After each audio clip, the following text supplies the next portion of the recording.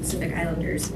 Before I begin, I want to acknowledge what a difficult past few weeks it has been for many in our communities, given the horrific mass shootings back-to-back in Monterey Park and Half Moon Bay, California, along with the tragedy at Michigan State University just this week. Too many lives have been lost and families torn apart by the impacts of gun violence. Last month, we heard from Asian American, Native Hawaiian, and Pacific Islander leaders across the country who felt shattered during what is normally a cherished time of celebration during the Lunar New Year. And the grief has only been compounded by fears of hate-fueled violence that our communities have experienced over the past nearly 3 years. Too many lives and families have been torn apart by the impact of gun violence, and we know that there is so much more that we need to do, and that is why this administration has taken very bold and robust action. And you will hear more about that later, but I really wanted to underscore again how important it is that we are able to continue to convene during times even of crisis and grief, and how important it is to acknowledge the resilience of our Asian American, Native Hawaiian, and Pacific Islander communities. Despite the somber start to the new year, we know that again, our Asian American, Native Hawaiian, and Pacific Islander communities are so resilient and will continue to remain united as we work to address so many challenges that our communities have faced. And like other devastated by the impacts of the COVID-19 pandemic, both in terms of the economic impacts, but also the health disparities that were exacerbated by the pandemic. And on top of this, as I mentioned earlier, our community has also faced a pandemic of hate due to a rise in misinformation, disinformation, wrongly associating our communities with the virus, and the hate crimes and violence that has led to. So as we gather here today, we are just so grateful to all of you for making the trek out. I know this is probably not atypical weather for all of you, but for me growing up in Hawaii and my colleague Erica, this was quite a warm welcome to the city, I guess, with the snowstorm. But we are just, again, so grateful to be here with all of you today. We do have a number of honored guests that I'd like to recognize as well.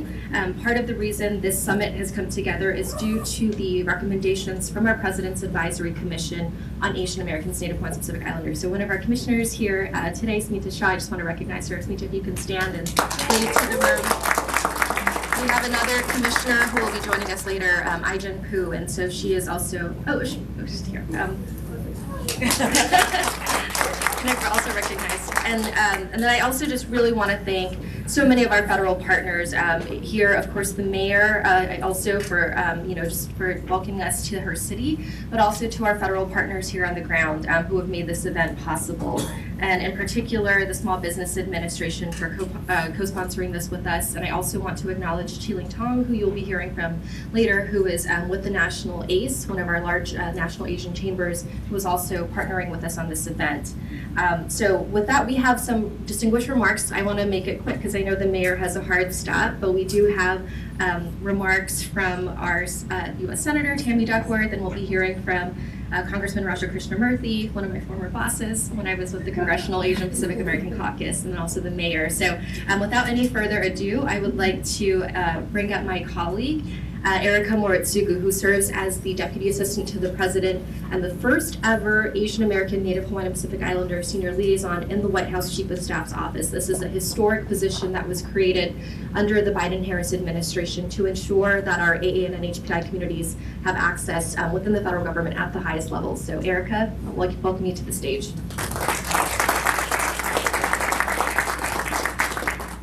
It's nice not to have to adjust the microphone. Aloha, y'all.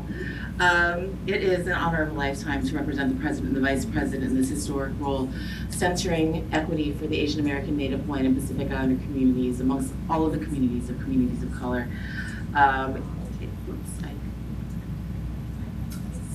Sorry, Senator. Sorry.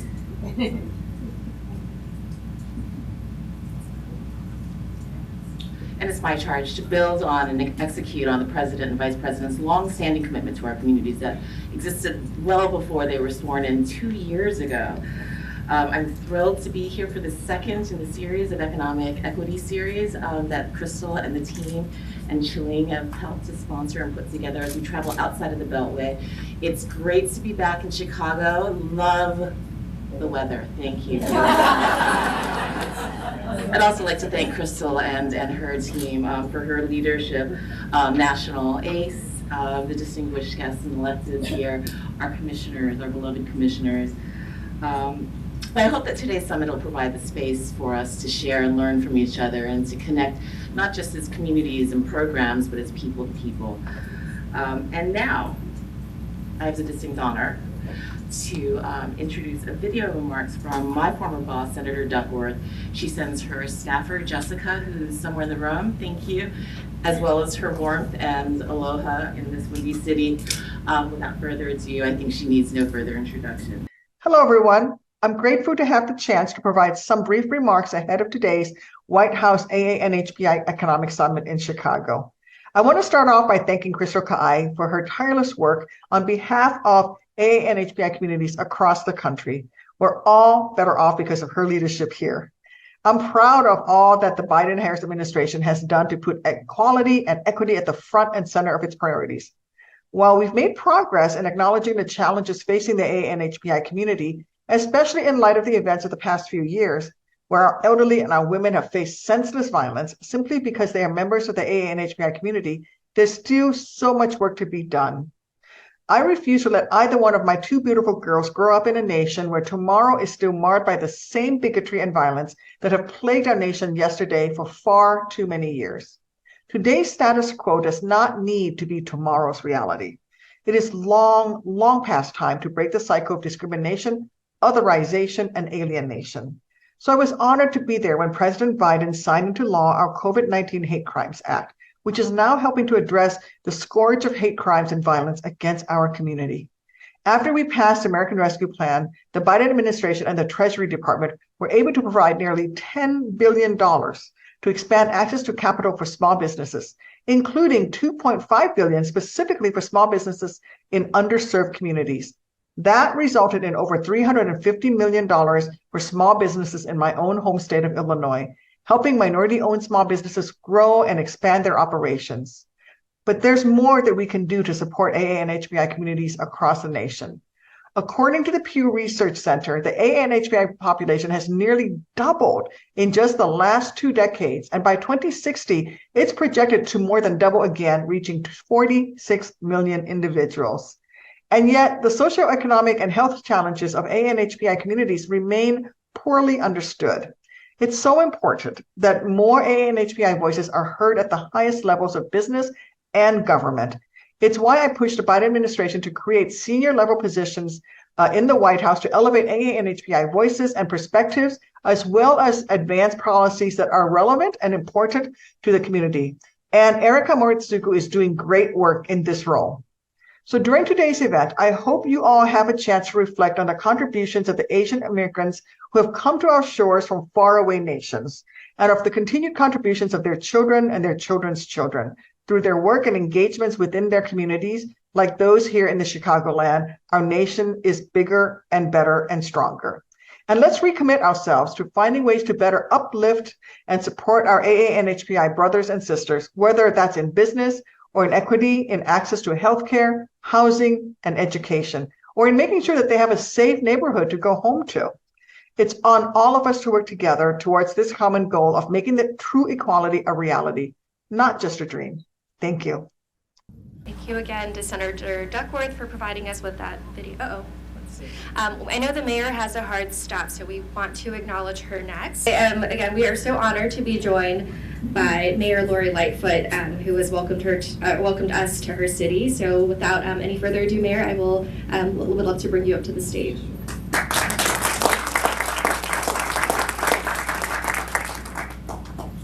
Good morning, everyone. Good morning. And welcome to warm, sunny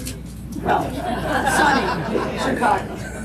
And, you know, for us Chicagoans, we're like, there's a little bit of snow on the ground. It doesn't stop us. We keep moving along. But hopefully you also get the opportunity to explore our beautiful city. And we are unbelievably excited that you're here. When I walked in this morning, I felt the level of enthusiasm and buzz in this room, and I'm confident that great things are going to happen from this conversation.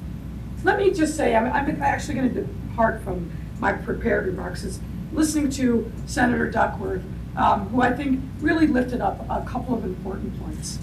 First, we have to stand together against hate. pure and simple. The challenges that this community has faced, particularly over the last 2 years, and as you heard from the earlier speaker, the time of the Lunar New Year should be a time of celebration, and yet what we saw was hate return and reared its ugly head. But what I know as an African American woman, as a person of the LGBTQ community, we have to stand shoulder to shoulder together. Hate is hate.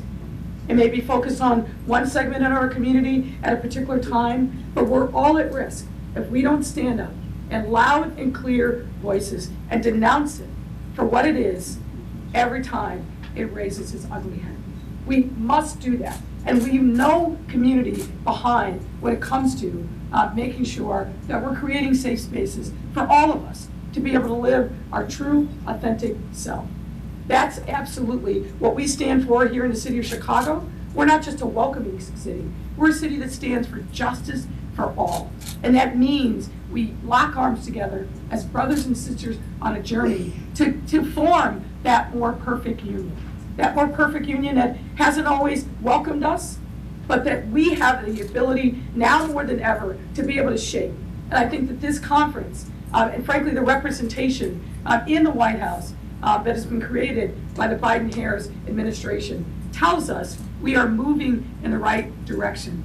But we can never be silent, and we can always be diligent to make sure that we're creating those pathways. That's, to me, mission critical one. What I also will say is representation matters. All of you here are representing some group constituency that is also focused on making sure that the AA and NHPI community stands strong, gets fair access to representation, has policymakers that make a difference. I'm proud here in the city of Chicago that we are making big, bold strides in recognizing the power and strength of this community.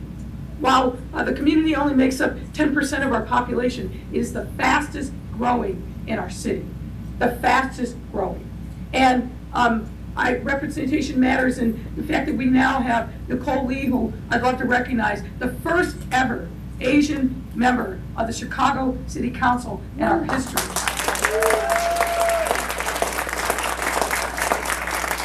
I was happy to make Nicole's appointment. She's been hitting the ground running, and we need to do everything we can to help support her, because by supporting her, we're supporting an important community in Chinatown here in Chicago, the fastest growing Chinatown in America. That you need to. Representation also matters when it comes down to making policy and making sure that the lived experiences of this community are reflected in the work that we do. And again, I believe actions speak louder than words. I'm happy to tell you that in my administration, key positions are held by members of this community. Samir Mayakar, I thought Samir was, there he is. Samir Mayakar runs all of our neighborhood and economic development work. He is the person that is pushing forward to make sure that businesses of all types, and particularly small businesses, get the support that we need. In the height of the pandemic, we put together a $100 million loan fund to make sure that small businesses in our city were not only able to survive the pandemic, but to thrive. Largest investment in small businesses of any city in the country, and more that we are doing. We're using our ARPA money and our bond money to put together what we call Chicago Recovery Plan grants. And again, going deep into neighborhoods, small businesses, arts and culture organizations, not-for-profits, and healthcare organizations in our city in diverse areas where we know that we need to go deep and strong, and we are always doing it with an eye towards equity, which means this community is at the table every single step of the way. In addition to Samir, I call them the three ladies that run all of our fiscal policy. We've got Susie Park, who is our budget director, who's of Korean or nationality. Jenny Wong Bennett, Taiwanese. Jenny is our CFO.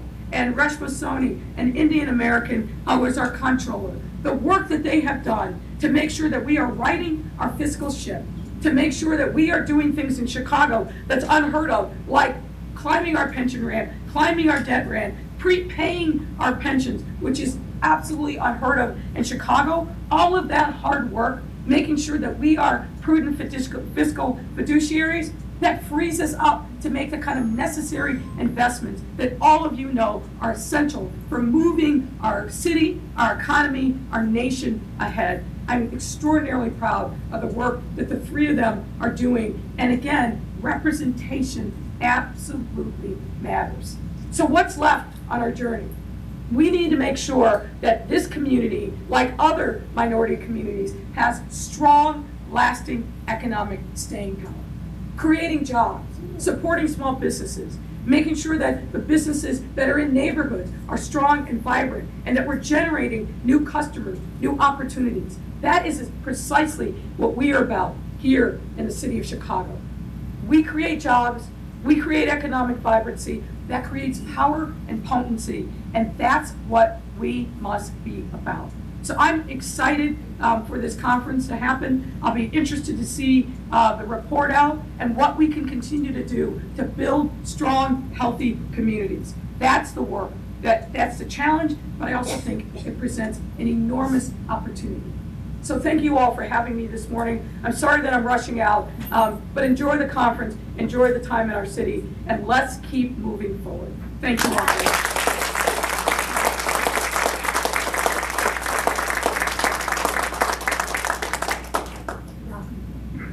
Thank you all. Take care.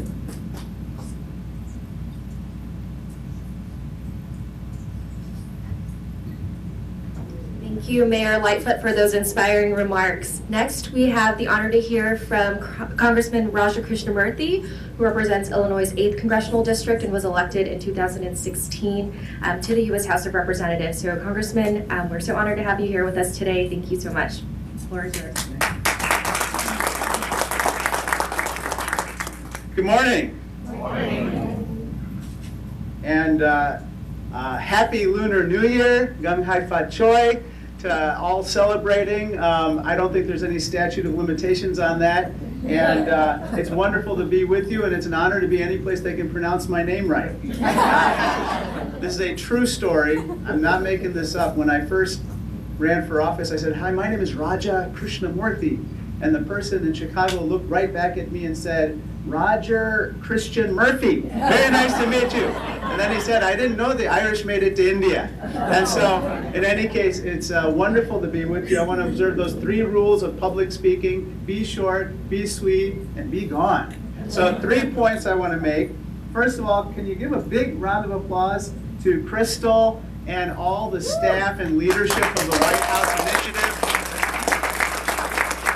It takes a lot to put together these programs, and to come here and bring the Aloha spirit is really special in Chicago. And I just beg to differ with Crystal about one thing. It definitely feels like Hawaii inside this room. This is exactly how the weather is everywhere inside of the buildings in Chicago. So thank you, Crystal. Warm and sunny everywhere. Secondly, can you give a big round of applause to all the dignitaries who are here? We have a star-studded group. Of course, the mayor, Eric Chilling, Commissioner Smita, Commissioner Aijin, Alderman Lee. I see our new Region 5 Director for HHS, Michael Carbonargi, with us, as well as a host of dignitaries. Can you give them a big round of applause for being with us today? Taking time out of their busy schedules to make sure that we hear their message as it's weaved into the broader messages of this initiative and this conference is very important. And the third and final point is this. This is the year of the rabbit, as you know. And in the year of the rabbit, we celebrate speed and agility and the resourcefulness of rabbits. And we hope that we can bring those qualities to our work in the Asian American community and beyond. And so there are 3 things that I hope that we do this year in addition to everything else that's mentioned today at this conference. And those have to do with our political participation. And again, this is nonpartisan. It doesn't matter if you're a Democrat or Republican, independent, unaffiliated. There are 3 things that I hope you do, because this year it matters, just like every year. First, It's time to vote. AA and NHPI folks, don't vote their numbers.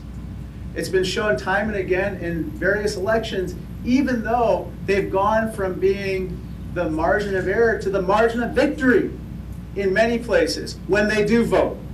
And so I respectfully submit that it's time to vote. The second thing is we have to work on causes, political and governmental and public service causes bigger than ourselves. Oftentimes, AA and NHPI folks first establish their financial security, then they work on issues related to charitable endeavors, but now we have to work on other causes too. That's why we were able to have the COVID-19 hate crimes bill pass in Congress, because people in the AA and NHPI community advocated for it. And they did it over and over and over again until it was passed. Now we have to do that with other issues too, including our economic empowerment.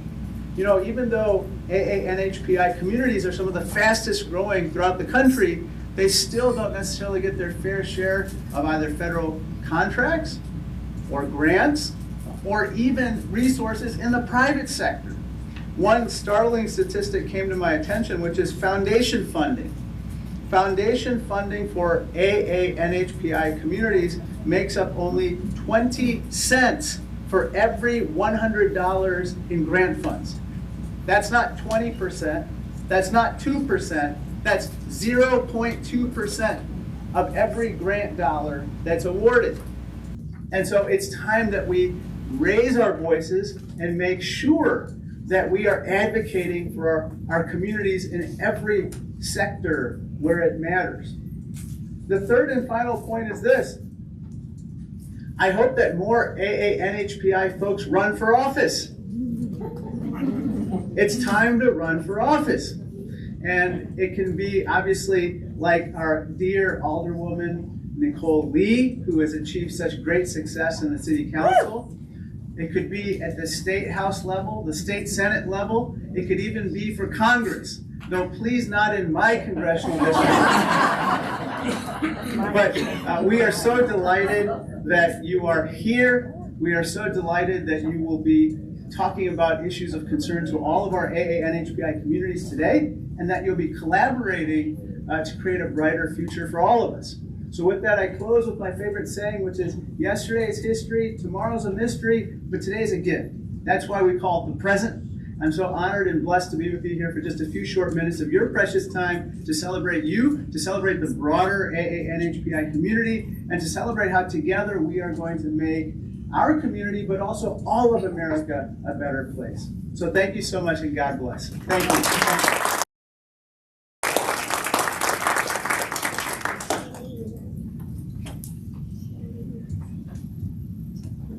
Thank you so much for those remarks, Congressman. So these economic series, we actually kicked off our first ever a few weeks ago in Philadelphia, and so Chicago is our second city, but we'll be traveling all across the country to do similar events like this to ensure that our communities everywhere can access federal resources. And so this event would not be possible without so many federal partners who are here today, including the Small Business Administration, but we also have, as the Congressman mentioned, representation from HHS, Department of Treasury, Commerce, and others.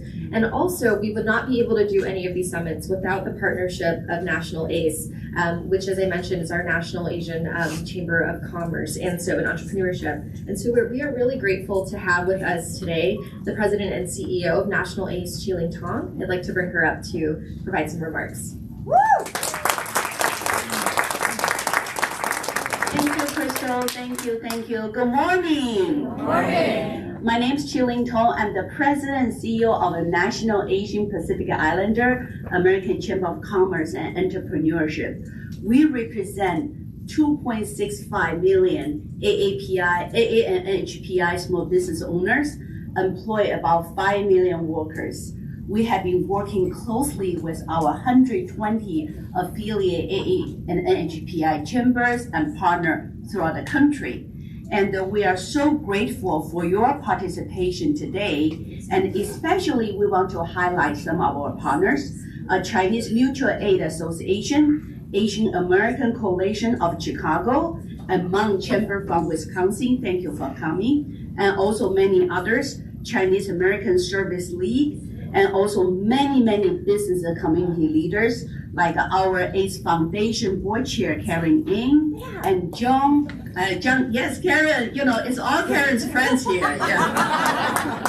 Thank you. And also Board of Director John King, and also ACE Ambassador Sandy Nam and Susan Patel. Together, we are at this economic summit, we're able to raise awareness of opportunities for AA and NHPI entrepreneurs to access to capital, access to contracting opportunity, access to education, and collaborate with federal and local governments to scale up their business. From the bottom of my heart, on behalf of the entire AA and NHPI business community, we really want to thank Erica Murasugu and Crystal Kai. You have no idea how hard they work in Washington, D.C., especially at the White House and WHIAANHPI. I have been working with so many administrations. I tell you, they are the best. Give them a round of applause. Thank them for fighting for us, to be there with us whenever we need them. And they're traveling all over the country, just try to enhance the quality of AA and NHPI community. And especially for President Biden, the economic equity in underserved communities are so critical. So we will work closely with the White House and also federal agency to make sure to continue support AA and NHPI entrepreneurs, including producing an inaugural national strategy to advance equity, justice, and opportunity for the entire AA and NHPI community. If you look at that, it's not only the centerpiece for them, it's the centerpiece for national ACE, for the entire AA and NHPI community. So it is the first of its kind address critical policy issues facing NHPI, such as data disaggregation, language accessibility, and especially, as Mayor say, combating anti-AAPI hate. My heart broke, especially during the Lunar New Year, the shootings in California. And Erica immediately, flying with Vice President to California to take care of our community. And we just really appreciate their effort. And also, we want to thank the entire team of SBA and also other federal agency, EPA, Department of Commerce, HHS, and Department of Justice. Thank you, Jerry Alikapai, and also Bonds Danner, and Ben Raji, and all the entire staff. Thank you for putting this together. And we look forward to some wonderful and insightful section today on access to capital, increasing the AA and NHPI business, federal contracting, procurement, and also especially counseling opportunity for your business. And thank you so much again for joining us. And we want to thank you, our sponsor, Grubhub, Comcast, McDonald's, Bank of America. Thank you very much. And we will have a great lunch after the discussion. Together, we'll be strong. Thank you again for your participation.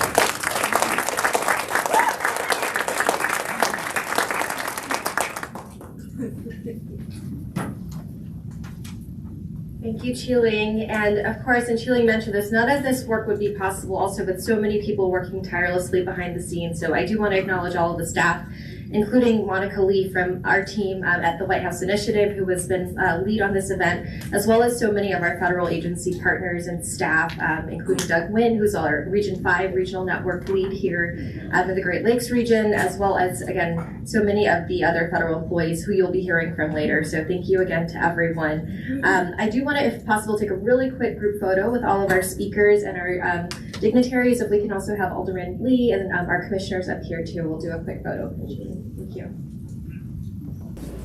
Okay, everyone, so we're going to move to the second part of our program this morning. And so thank you all again for sticking around and for joining us today. I want to just, first of all say that, this administration, and this has been underscored, but has really prioritized representation in unprecedented ways. The president has built the most diverse administration in history, including having a historic 3 Asian Americans in the cabinet, our Vice President Kamala Harris, our U.S. Trade Representative Ambassador Catherine Tai, who also is a co-chair of our White House initiative, as well as the Director of the Office of Science and Technology Policy, Dr. Arti Prabhakar. So we have, again, very historic representation from the very top and throughout the administration. And the other thing that this administration has really emphasized is the focus on equity. So on day 1 of his administration, the president signed an executive order to advance racial equity throughout the entirety of the federal government. And just yesterday, and you'll hear a little bit more about this, but another executive order was issued to really underscore the importance of that equity work. And so as part of this framing, I really want to welcome all of our esteemed panelists that we have here from the federal government. And I'm gonna introduce them really quickly. We have a number, and I apologize, we have a few changes, last minute changes, but we have Erica Moritsugu, who you heard from earlier, who serves as Deputy Assistant to the President, as well as our Asian American, Native Hawaiian and Pacific Islander Senior Liaison in the White House Chief of Staff's office.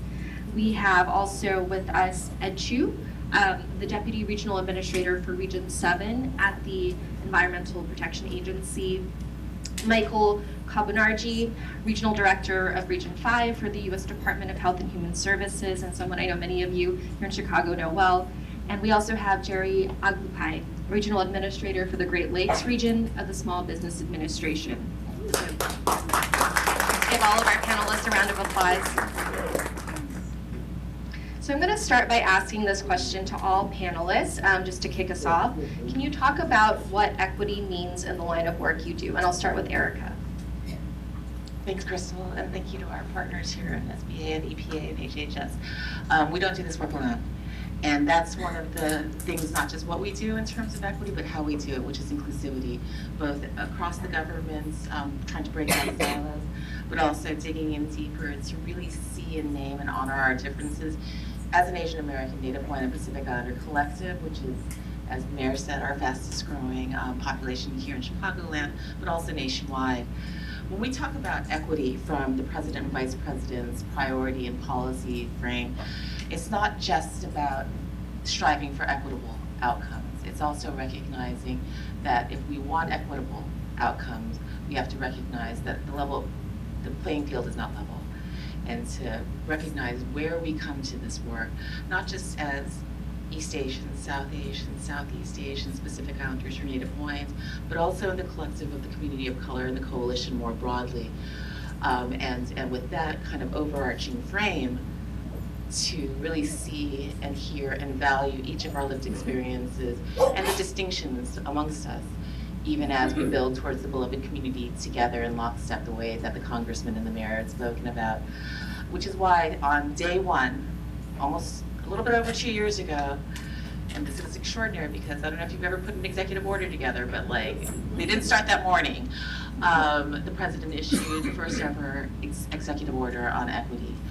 And that was an acknowledgement that the federal government has a role, a strong role, not the exclusive role, because again, we cannot do it alone, to examine all of our policies and processes and practices within the federal government to be more perfect in an imperfect world as a leader, to showcase what the art of the possible is, but also recognizing the role that government plays in creating those inequitable outcomes. And so we've done a lot of work in the past 2 years, and as Crystal mentioned, just yesterday morning, the president signed a new executive order for equity that strives to build on the legacy of the work that we've done, but also recognizing, the president says this all the time, the work that is yet to be done. And so it's not just a 1-year or a 2-year project where we get to conclude those commands, but it's a generational investment. We want it to be sustainable. And so part of this 2.0 order is establishing a cadence of regular reporting, bringing all of government approaches together, not just across agencies in the executive branch, but also, really super importantly, knitting in and braiding in the voices from the region, which you see represented here, because these aren't just community leaders, these aren't just agency leaders, they're members of your community. And one thing that I don't know, I'm going to speak for Crystal too, because we had the same boss 80 years ago, when we were both young staffers for Senator Akaka. When we make policies that are inside the Beltway bubble, you're making a mistake if you're not listening to the voices of the community that you mean to censor. That is the charge of our senators that we've worked for to be responsible to, but also to listen to. And so getting outside of that Beltway bubble and really censoring the communities that we need to impact is critical. To both informing how we form policies, but also how we implement them, and also how we change and course correct them. And that's part of the dynamic dialogue that we have in the interagency process, both from headquarters standpoints and the regions, as a part of this new executive order that was just rolled out yesterday.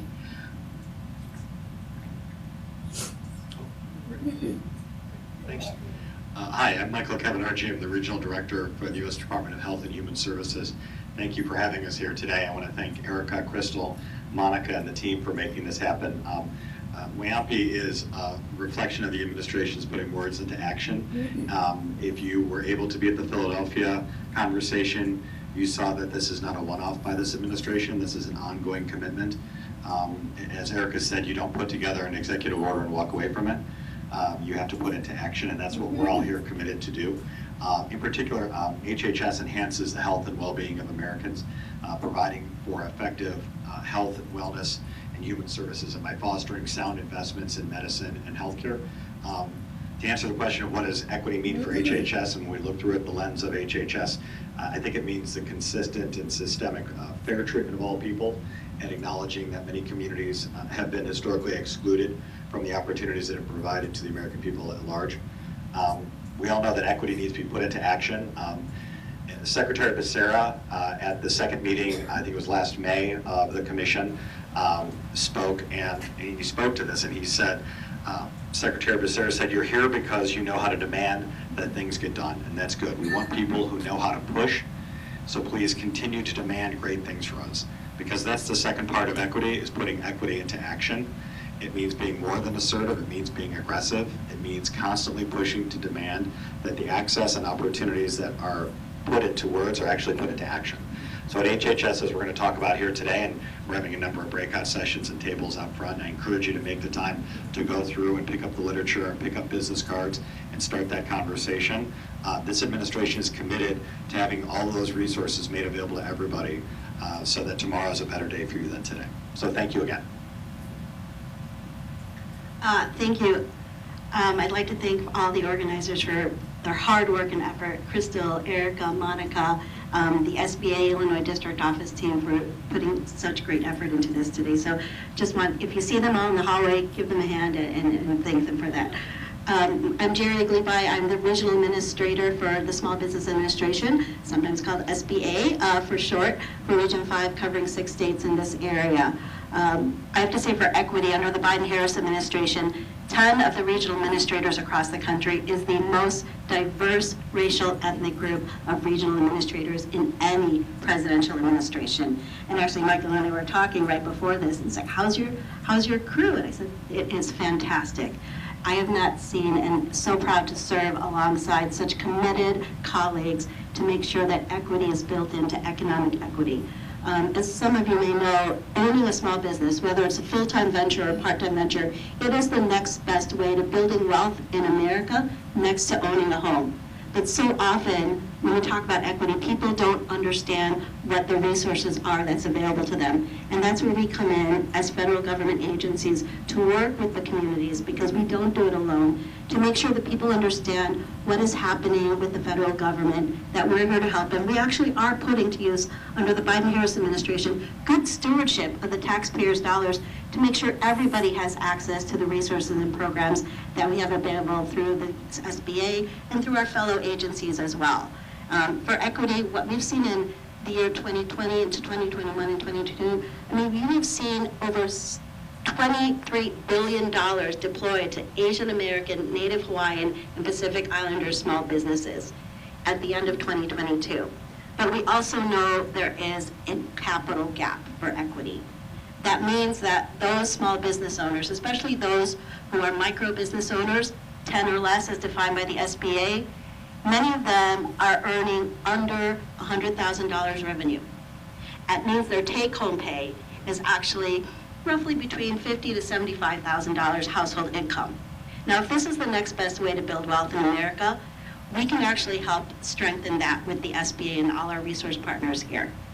We understand the capital gap in revenue also is those needs of $150,000 and below for so many of them.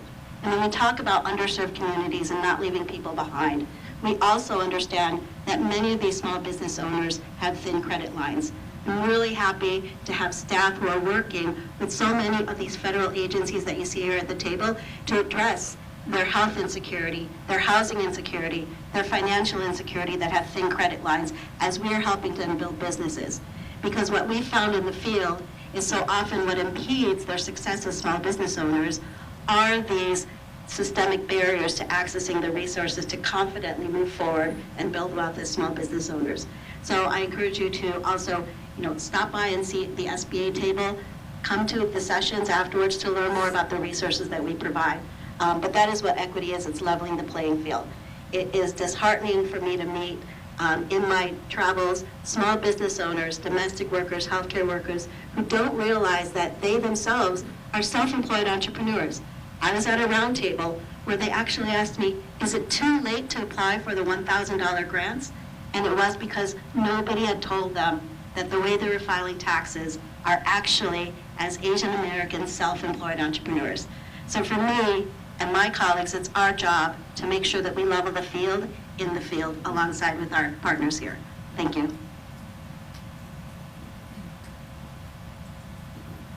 Hello, my name is Ed Chu. Last name is spelled C-H-U. I have my placards down because my regional administrator here in Region 5 is taken away dealing with the train derailment situation in Ohio. So I got the pleasure of sitting in, and I want to thank Crystal and Monica for inviting EPA to join the panel today. In terms of equity, let me just begin by also saying that people always say I should try to make some connection with the audience. So I will let you know that I too am from Honolulu, Hawaii, and I grew up there. I actually graduated from high school in West Los Angeles. Those of you who are West Coast people, I went to school at Michigan State and University of Michigan. So I have connection here, and my favorite comfort food is fried spam and kimchi sandwich. So I hope some of you at least will connect with me on that. All right, so getting to the business of the day here. So under this administration, equity and environmental justice has been elevated as a top priority for the Environmental Protection Agency. Many of you probably have seen that one of the first executive orders that the president issued was on tackling the climate crisis and focusing on equity and environmental justice. So the definition of environmental justice that we use at EPA is a fair treatment and meaningful involvement of all people, regardless of race, color, national origin, or income, with respect to the development, implementation, and enforcement of environmental laws, regulations, and policies. And how do we, what does this mean when we say, how do we know when our goal, that particular goal, is accomplished? When everyone enjoys the same degree of protection from environmental and health hazard, and equal access to decision-making process. It's not just the outcome, but involvement in how we solve problems. That leads to having healthy environment for all of us where we live, work, and play. I think that's our primary goal. And my administrator, the president's appointee, Michael Regan, the way he puts it, which I think is a very simple way and understandable to all of us, is that every person in the U.S. has the right to clean air, clean water, and healthy life, no matter how much money they have in their pockets, the color of skin, or the zip code that they live in. So that's our focus at EPA, that everyone has an equitable outcome in terms of the protection you receive, regardless of who you are, and that includes all of us in our community here today. So we have been at EPA working on this issue since the 90s, late 80s. But what is different now? What I would say is that We have a tremendous opportunity right now because of the administration's focus and the passage of the bipartisan infrastructure law and the Inflation Reduction Act. And just to give you some perspective, EPA's total budget nationally has been, actually I'm not Deborah, so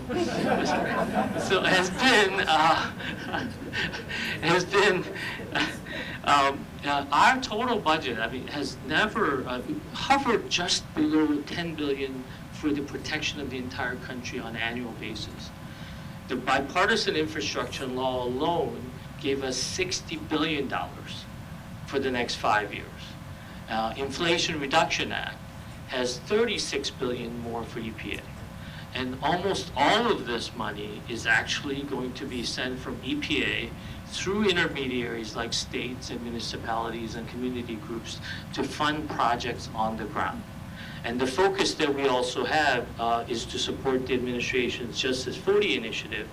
Thinking about that, many of these programs that we'll be implementing in terms of sending those monies out, 40% of that we're devoting to Justice 40 communities. So there's a lot of opportunities. So I'll just stop there, Crystal, and I'll be happy to answer any questions about that later. Thank you. Great, thank you, Ed. And so as you can see and hear from our panelists, there's so much work being done across the federal government to advance equity, given that that is a top priority for the president and the vice president. In fact, just last month, we released the first ever national strategy to advance equity, justice, and opportunity for the Asian American, Native Hawaiian, and Pacific Islander community. And this includes basically a report and summary of some of the major accomplishments that have been done under the administration geared towards the AA and NHPI community, but it also included 32 federal agency action plans. So there were 32 federal agencies that specifically put together plans on what they are specifically doing to advance equity for AA and NHPI communities. So Erica, I'd love if you could maybe talk about a little bit about this work and how historic it is for our community to have this sort of roadmap of not just accomplishments, things that have been alluded to, like the historic legislation passed under this administration, the American Rescue Plan, the bipartisan infrastructure deal, the Inflation Reduction Act, the COVID-19 Hate Crimes Act, so much. I mean, so much has been passed under this administration. But if you could talk about the importance and the significance of having this national strategy in place. No, for sure. And for those of you who, I think most of you in the room have had the honor and privilege and pleasure of working with the federal government before. And if you haven't, then good for you. Maintain your innocence and your purity of heart.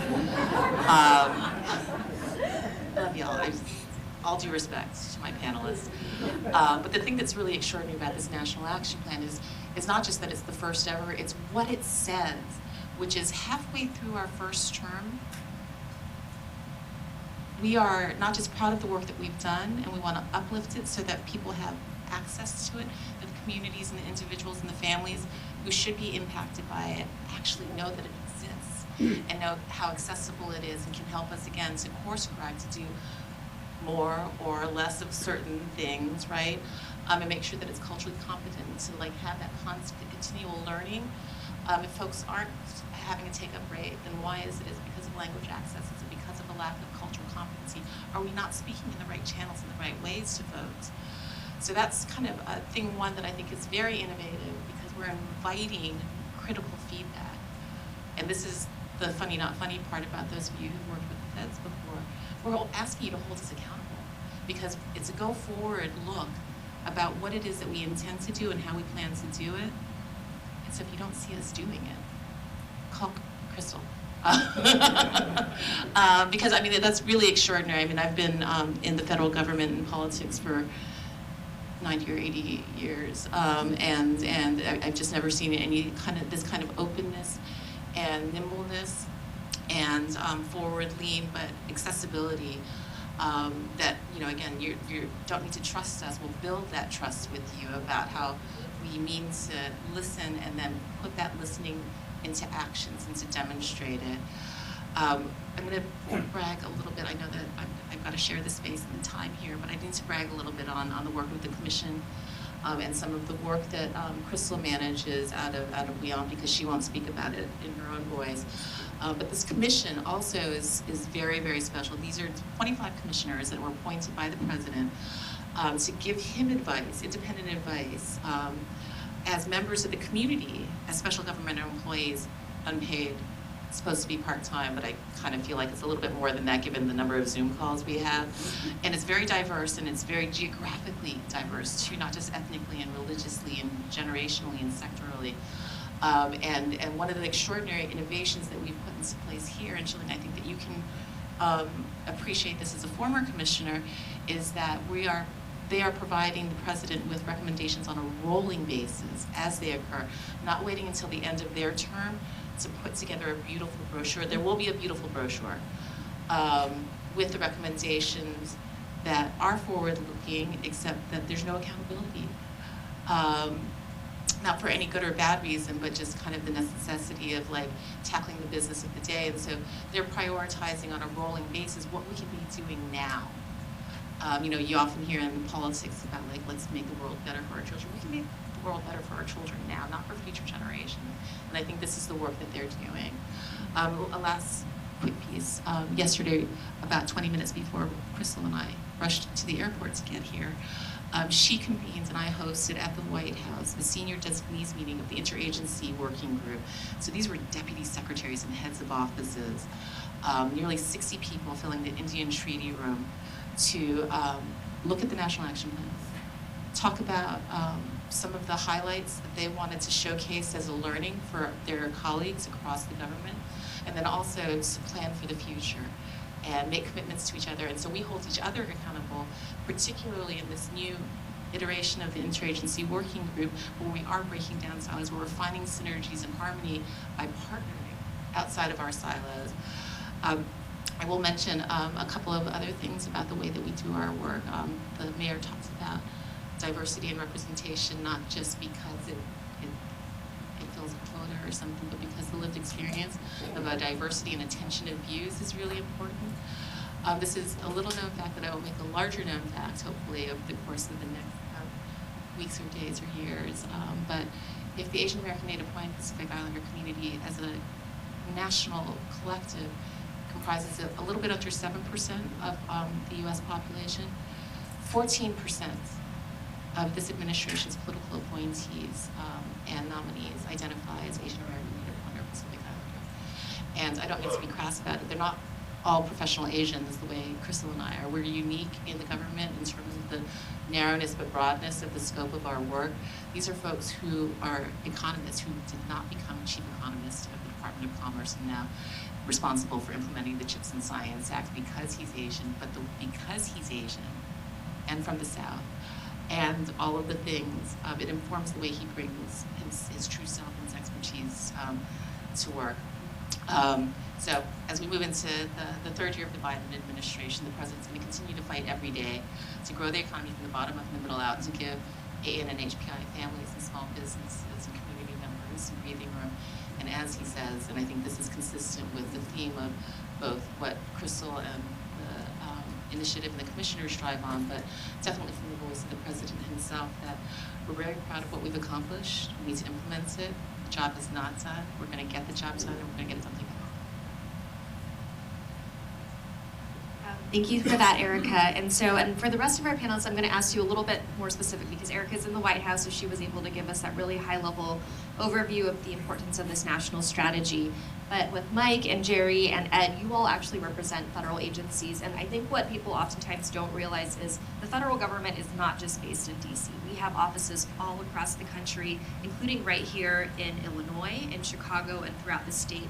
And so who you see here represented from HHS, SBA, and EPA represent these regions. And so it is so critical that I think oftentimes, people know, for your member of Congress or senator that you can go to their district or state office. Similarly, for many of our federal agencies, we have folks directly in your city, in your state, who you can go to, and you don't have to fly all the way to Washington, D.C. to figure out how do I get access to capital, how do I find resources for my business or for my organization. So that's one thing we really wanted to underscore. We have an incredible group in Washington, D.C., as Erica mentioned. We just had a very senior level meeting at the White House yesterday with all of our top leads from the various federal agencies, but we also have our regional network for the White House Initiative, which includes folks who are based all across the country directly in regions that you can access in your own backyard. So one thing I do want to ask our remaining panelists to answer is if you could talk a little bit about some of the commitments in your agency's specific action plans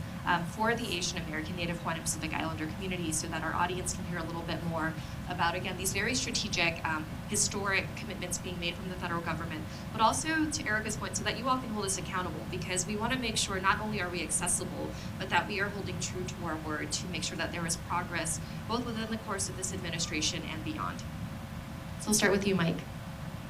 Can you guys hear me okay? Great. Thank you. And I also want to play off what Erica said for a moment, and I'll show my cynicism, been in government for a while. We've all seen blue ribbon commissions, right? They issue wonderful reports, they sit on a shelf. The commissioners, Smita and others who are here, said, okay, we're not here to do a blue ribbon report. We want you to take this on the road. So I'd encourage you to YouTube and watch the Philadelphia panel that had a room like this. And it had local leadership in Philadelphia from the Biden-Harris administration to say, we're here to help you start your business, grow your business, make it a legacy business that you can pass down the line to your family, because generations before you and other cultural communities have done that. Okay? The AA and NHPI community has to become part of that, where that's generational wealth, where that business goes across lines. And it's a business that a family borrows money against to buy a home, borrows money against to send someone to college, borrows against their business and grows their business to expand their generational wealth. So it says a lot that this is not the last conversation we're going to be having. But specific to HHS, HHS understands that if we're going to deliver healthcare, wellness, and human services, we have to do it in the communities where people live and the languages that they speak in a way that's culturally connected and competent to them. One size does not fit all. Okay? We're a diverse country, and we have to deliver all services to Americans in the way that serves them best. One example, HHS provides its mental health services through an operative division called the Substance Abuse and Mental Health Services Administration, SAMHSA. We deployed SAMHSA teams on Monday night to East Lansing after the tragic shooting at Michigan State. Our SAMHSA frontline providers provide crisis counseling and trauma-induced care. Within SAMHSA, President Biden has stood up the AA and NHPI Behavioral Health Center of Excellence. Okay, this is a behavioral center of excellence that it's a repository of resources and research, and they reach out from DC into the country where they're needed. The AA and NHPI Behavioral Center of Excellence delivers support for anxiety and depression, and it also, as we said, delivers frontline trauma services. So, for example, after the horrific mass shootings last month in Monterey Park at Half Moon Bay in California, when many people were celebrating the Lunar New Year, SAMHSA professionals were on the ground working with local healthcare providers. HHS's action plan provides for a number of other, built off that success. The Food and Drug Administration has developed culturally and linguistically tailored COVID-19 health messages in Mandarin, Cantonese, Korean Tagalong, and Vietnamese. And as part of the HHS's Health Resources and Services Administration, the Pacific Basin Telehealth Resource Center's translation toolkits includes resources in more than 60 different languages. Many of you have interacted with HHS's CMS, the Centers for Medicare and Medicaid Services, where we get people over 65 and those who are low income their medical services. CMS has implemented a new cultural competency training for marketplace agents and for brokers participating in the marketplace for this year. They have to highlight the importance of cultural and linguistic competence when assisting marketplace consumers with eligibility, enrollment, and post-enrollment issues. And I'd like to also point out that the National Institutes of Health, NIH, funded 28 research projects addressing AA and NHPI populations in over a dozen states to reduce the health equity gap among women who have historically been understudied, underrepresented, and underreported. We've done our equity-based research and resource delivery. So this is an ongoing commitment from HHS. We're always open to hear what we can do more of, and also feedback of what we're doing to hear if it's not working for the communities that we're trying to reach. Thank you. You know, this is in Chicago, but I understand there's a regional representation here. So before I actually answer, who's here from Indiana? Clap your hands. Okay, we've got folks at Wisconsin. Oh, a great contingent. And we also have from Illinois as well. And I believe Minnesota is also represented, and Michigan too. So, again, thank you so much for the organizers of this event for making sure that people can attend this and make it as inclusive as possible. For the SBA, the Small Business Administration, some of the ways that we are moving forward and implementing equity is we actually, under the Biden-Harris administration and my boss, Administrator Guzman, developed the first agency equity action plan. And within that, we're actually seeking to close the gap for contracting for small businesses to receive federal contracts as well. We are holding that mirror up to ourselves. You've heard Erica and Crystal talk about we are wanting to be inclusive and to hear from you. We're actually holding that mirror up to ourselves. And the first time, under the Biden-Harris administration, we have disaggregated the numbers by race and ethnicity and by industry of those small businesses that are actually getting part of federal contracts in order to meet the president's goal of increasing the number of small and disadvantaged businesses that have access to federal contracts as well. And I gotta tell you, for Asian American, Native Hawaiian, and Pacific Islanders, we can do better, and we are getting better, but it's bore out from fiscal year 21, 3% of all federal contracts go to AA and NHPI. But what you have here on the ground is the staff at the SBA Illinois District Office, the Wisconsin District Office. The two directors are here today as well, represented to support small business owners who want to get certified and get those contracts. And what we've heard you've heard also my colleague talk about the dollars that are available through the bipartisan infrastructure law, the Inflation Reduction Act, and the CHIPS and Science Act. I want to go into the second thing that we're doing at the SBA. We are making capital available for everybody, from the bottom up to the middle out. That means, I don't know how many of you understand that we have loans and financing available, even if your credit is weak. But we also have financing available to help with those accelerated STEM industries. We need the diversity of AA and NHPI owners in those STEM industries. And to that extent, we do have a FAST grant available for those organizations that can support the growth and development of small businesses, diverse businesses, women, AA and NHPI, in those STEM-related industries that are going to have a commercial impact, such as testing for PFAS in the water and such. There's an incredible amount of talent and knowledge out there with AA and NHPI, and encouraging them to take that leap to be small business owners is something that we want to do, and I, as regional administrator, want to grow that in this region as well, for all the industries. So we have that also. And we also, for capital, we've got our lender match. We are making an effort under this at the US SBA, the Small Business Administration, to make sure there are more mission-based lenders on that lender match tool, so that people who need it, those if you need $1 million or more, to even $500, get the capital that they need at mission-based lenders as well. So those are some of the efforts that we're making, in addition to language access and cultural access. I myself, if you ask my staff, we actually had a training that they never had before, DEI training in person at our staff retreat. So we are committed at the SBA at that ground level to make sure we are as inclusive as possible, being culturally competent, but also practicing cultural humility. Because culturally competency is not an endpoint, it's an ever-evolving one. So we're beginning to learn how to also practice cultural humility in dealing with these diverse AA and NHPI populations. As a lifelong public servant, I really appreciate what Erica started off the conversation with. Let me just try to prove her point and ask all of you to raise your hand who've actually had a direct contact with the Environmental Protection Agency. That's exactly what I thought. It proves Erica's point. So I think that it's not an excuse, but EPA is a regulatory agency. We're not what we call a retail agency, in that we don't have offices that deal with day-to-day issues for our community. So I think we can kind of talk about that a bit. But what's changed, I think, under the Biden administration and with Congress is that they've given us a ton of money. And it is really about getting the money out to the communities. So for us on this issue, it's really about how do we work with the communities, and that really gets at the regions and states and communities, because you can't do this from Washington, D.C. So I really appreciate Crystal and Monica inviting EPA to talk about this, because we need to connect with all of you on this, right?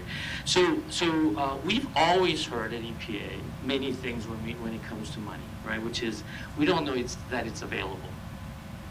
how do we get access to it? And it's really difficult to get it.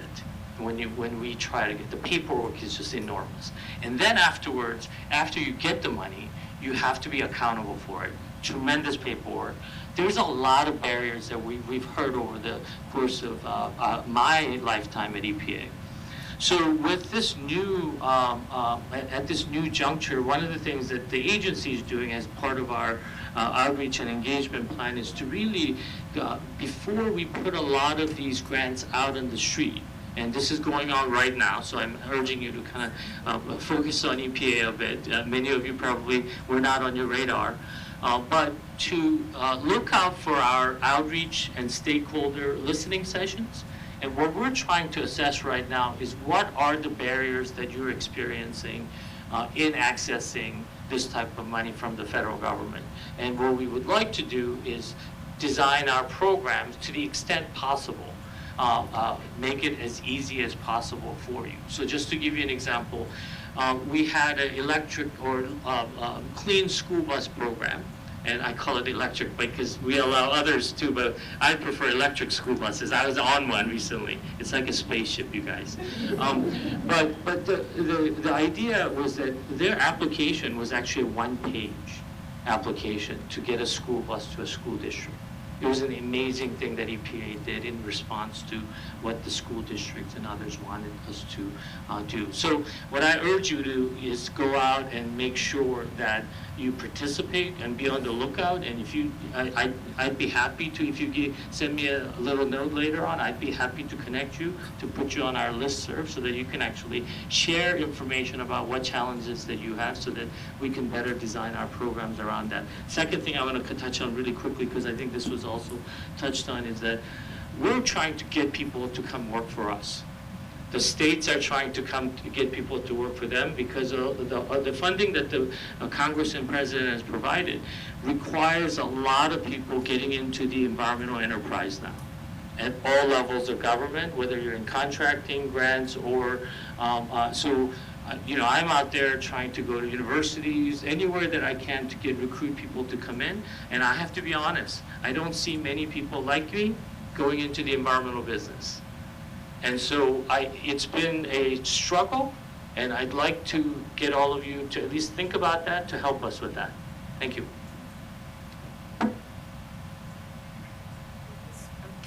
Thank you so much to all of our panelists. I know we are at time, but I did really just want to thank, again, all of our panelists for underscoring the importance of, one, the investments that have been made, and the President has underscored this many times, just there have been historic, once-in-a-generation investments made under this administration over the past 2 years, trillions of dollars that are out there in the economy.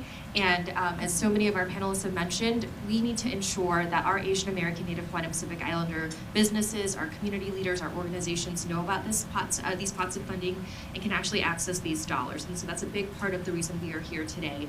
And also to Ed's point, there's also, because of this historic hiring right now, and Erica and I actually heard yesterday in our senior designees meeting that the majority of the federal workforce is actually very close to retirement age. So that's a little scary when you think about just how much the federal government does and the fact that we do have a very large workforce that is, set to retire in the next couple of years. So the need to ensure that we are also bringing in more diversity into the federal government is at a really historic high. And so to Ed's point, we are working with all of you all to ensure not only are we making sure our businesses and organizations are aware of federal procurement and contracting opportunities, but also figuring out how can we recruit a more diverse workforce that truly reflects, the makeup of our nation. And so that includes going to our colleges and universities. It includes working with many of your organizations and entities that may know of folks who are looking for jobs. And so, again, there's so much work that we can do together, but we, again,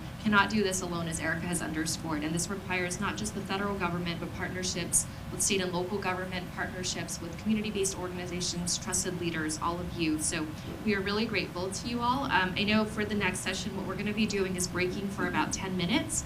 And then there are 2 tracks that you can go on. So if you are a small business owner or an entrepreneur, we have a track geared specifically for SBA and other resources.